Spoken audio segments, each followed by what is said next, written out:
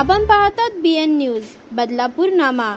Rare pharma कंपनीत झालेल्या स्फोटामुळे 500 मीटर अंतरावर वास्तव्याला असलेल्या घनश्याम मेस्त्री यांच्या पायावर गरम लोखंडी तुकडा पडल्याने त्यांच्या पायाला गंभीर दुखापत झाली आणि त्यांचा पाय निकामी होण्याची शक्यता असल्याने मुंबईच्या JJ रुग्णालयात त्यांना पाठवण्यात आलं। उपचारादरम्यान काल त्यांचा दुर्दैवी मृत्यू झाला।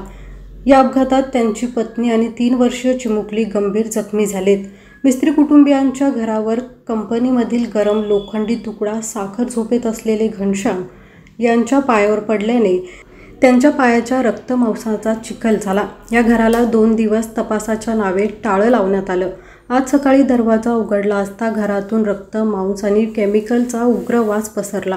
त्यामुळे शेजाऱ्यांनी पालिकेकडे तक्रार केली, मात्र पालिकेने त्यांची जबाबदारी झटकून ते काम तुम्हीच करून घ्या असं उत्तर दिलं। त्यामुळे शेजाऱ्यांनी प्रसारमाध्यमांशी संपर्क साधला आणि प्रसारमाध्यमांनी बातम्या प्रसारित केल्यानंतर पालिकेच्या आरोग्य विभागाच्या अधिकाऱ्यांना जाग आली।